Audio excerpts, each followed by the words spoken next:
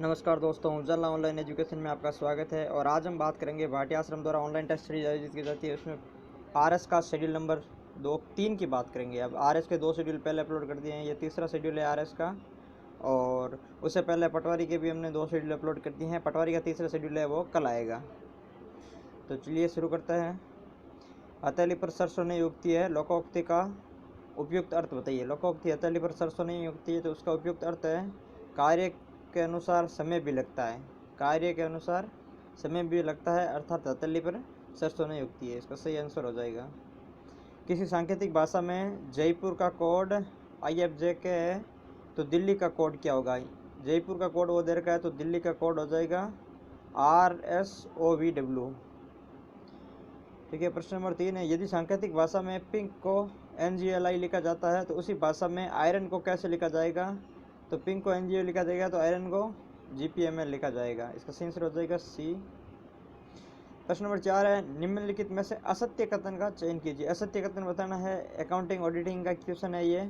तो इसमें जैसे आंतरिक अंकेक्षणों में लेखों का अंकेक्षण कम बल्कि प्रबंधीय अंकेक्षण अधिक होता है, ये सत्य कथन है, असत्य नहीं है। अपने असत्य ज्ञात करना है। आंतरिक अंकेक्षण का उत्तरदायित्व रक्षात्मक होता है, ये भी सत्य कथन है। आंतरिक नियंत्रण आंतरिक निरीक्षण का एक भाग होता है, ये असत्य कथन है। आंतरिक निरीक्षण का एक भाग नहीं होता है। आंतरिक अंकेक्षण के कार्य क्षेत्र में लेखाबद्ध तथा संबंध आंतरिक, ये भी सत्य है। तो जो 3 कथन है वो सत्य कथन है और एक कथन है वो असत्य कथन है। तो असत्य कथन कौन सा हो जाएगा, ये सही आंसर हो जाएगा। प्रश्न नंबर 5 है, मौद्रिक नीति में का निम्नलिखित में से उद्देश्य नहीं है। कौन सा उद्देश्य मौद्रिक नीति का नहीं है। तो अर्थव्यवस्था में संसाधनों के वितरण को बनाए रखना है, वो मौद्रिक नीति का उद्देश्य नहीं है। बाकी मुद्रास्फीति को नियंत्रण करता ही मानकों के अनुरूप बनाए रखना, ये उद्देश्य है। आर्थिक संवर्धित दर को बनाए रखना, ये भी उद्देश्य है। घरेलू मुद्रा का अन्य अंतर्राष्ट्रीय मुद्रा की तुलना में स्थिर विनिमय दर बनाए रखना, तो ये 3 तो इसके मौद्रिक नीति के उद्देश्य है। जबकि ये एक पहला है अर्थव्यवस्था में संसाधनों के वितरण, ये एक इसका उद्देश्य नहीं है। प्रश्न नंबर 6 पे चलते हैं। भगोड़ा आर्थिक अपराध अधिनियम फ्यूगिटिव इकोनॉमिक ऑफेंडर्स एक्ट है, वो किस वर्ष लागू किया गया था। ये 2018 में लागू किया गया था। भगोड़ा आर्थिक जो अधिनियम है वो 2018 में लागू किया गया था। हाल ही में किसे केंद्रीय सतर्कता आयुक्त नियुक्त किया गया। CVC सेंट्रल विजिलेंस कमिश्नर की बात कर रहे हैं, तो ये संजय कोठारी को नियुक्त किया गया है। आंसर हो जाएगा B, Sanjay Kothari. New space India limited क्या है। न्यू स्पेस इंडिया लिमिटेड क्या है, तो ये एक इसरो की नवगठित वाणिज्यिक इकाई है। न्यू स्पेस इंडिया लिमिटेड है वो इसरो की नवगठित वाणिज्यिक इकाई है। प्रश्न नंबर 9 पे बात करते हैं। अमेरिकी राष्ट्रपति डोनाल्ड ट्रंप की भारत यात्रा के संबंध में कौन सा तथ्य सही है। वे 25 फरवरी 2020 को 36 घंटे भारत में रुके। प्रधानमंत्री नरेंद्र मोदी के साथ मोटेरा स्टेडियम में नमस्ते ट्रंप कार्यक्रम में भाग लिया। और उनकी इस तय यात्रा के दौरान दोनों देशों के मध्य मुक्त व्यापार समझौते पर हस्ताक्षर हुआ। वे इस यात्रा के दौरान भारत अमेरिका के मध्य $3 बिलियन के रक्षा समझौते पर हस्ताक्षर हुए।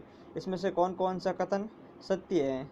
तो इसमें अगर सत्य कथन की बात करें, तो इसमें पहला कथन सत्य है। 24-25 फरवरी को 36 घंटा भारत में रुके। उन्होंने नरेंद्र मोदी के साथ मोटेरा स्टेडियम में नमस्ते ट्रंप कार्यक्रम में भाग लिया, बिल्कुल सत्य है।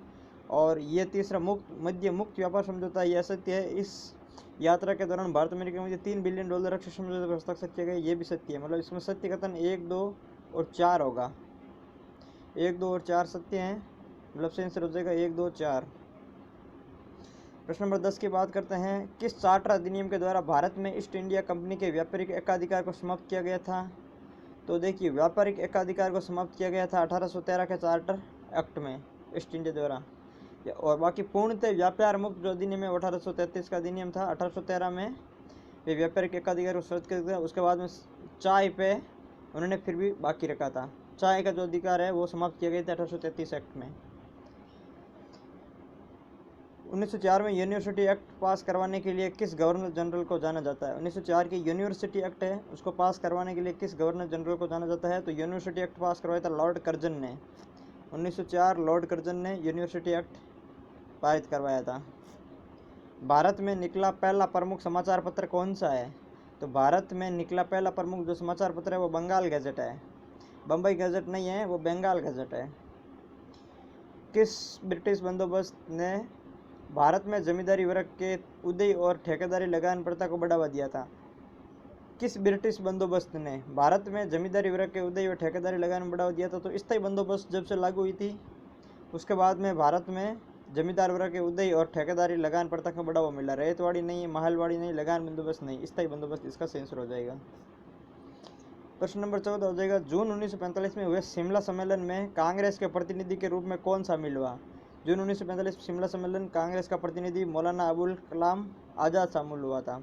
मौलाना अबुल कलाम आज़ाद इसमें शामिल हुए थे। 1946 में शाही नौसेना विद्रोह की शुरुआत किस नेवल जहाज पर हुई थी?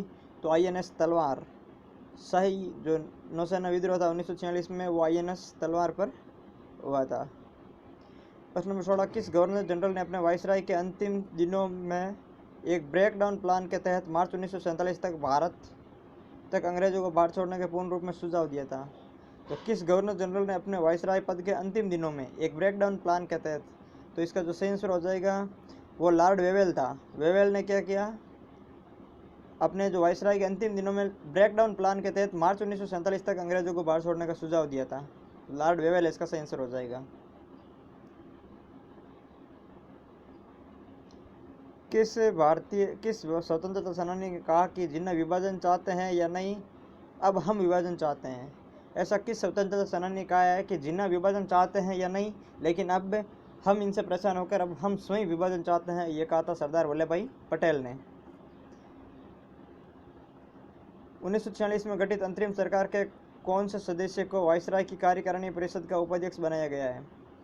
तो 1946 में जब अंतरिम सरकार गठित हुई थी तो वायसराय की कार्यकारिणी का उपाध्यक्ष था जवाहरलाल नेहरू को बनाया गया था उपाध्यक्ष, और जवाहरलाल नेहरू को ही अंतरिम सरकार का प्रधानमंत्री बनाया गया था। जो उसका जो अंतिम जो गठित सरकार का प्रधानमंत्री था वही वायसराय की कार्यकारिणी परिषद का उपाध्यक्ष था। पंडित जवाहरलाल नेहरू से होगा आंसर। बात करते हैं प्रश्न नंबर 19, भारत में उपभोक्ता संरक्षण अधिनियम है कोपरा कब पारित किया गया था? उपभोक्ता संरक्षण अधिनियम कोपरा है तो वो 1986 में पारित किया गया था। उपभोक्ता संरक्षण अधिनियम 1986 में पारित किया गया था। किस राज्य में सर्वप्रथम अनुच्छेद 356 का प्रयोग किया गया था? तो सर्वप्रथम अनुच्छेद 356 का प्रयोग राष्ट्रपति शासन है जिसे हम बोलते हैं, वो पंजाब राज्य में प्रयोग किया गया था। उच्चतम न्यायालय में अर्थात सुप्रीम कोर्ट के न्यायाधीश बनने के लिए न्यूनतम आयु सीमा संविधान द्वारा क्या निर्धारित की गई है? तो न्यूनतम आयु सीमा है वो कोई आयु सीमा निर्धारित नहीं की गई है। जज के लिए कोई आयु सीमा निर्धारित नहीं की गई थी। किस संविधान संशोधन अधिनियम द्वारा दिल्ली को राष्ट्रीय राजधानी राज्य सत्र दिल्ली के नाम से जाना जाता है, अर्थात NCR घोषित किया गया था? तो किस संविधान संशोधन के द्वारा दिल्ली को NCR घोषित किया गया था? तो उसका जो सही आंसर हो जाएगा वो हो जाएगा 69वां अधिनियम 1991। 69वां संशोधन अधिनियम 1991 को NCR घोषित किया गया था दिल्ली को। प्रश्न नंबर 23 बात करते हैं, भारत के अक्षांशीय व देशांतरीय विस्तारों के संबंध में सर्वाधिक सही कथन है?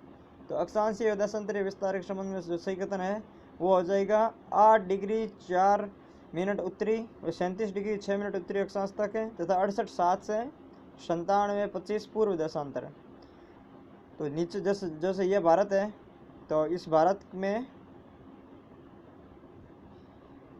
ये 8 डिग्री 4 मिनट उत्तरी अक्षांश से 37 डिग्री 6 मिनट उत्तरी अक्षांश और 68 डिग्री 7 मिनट पूर्वी देशांतर से 97 डिग्री 25 पूर्वी देशांतर तक ये है भारत का विस्तार। तो इसका जो सही आंसर हो जाएगा ये हो जाएगा बी।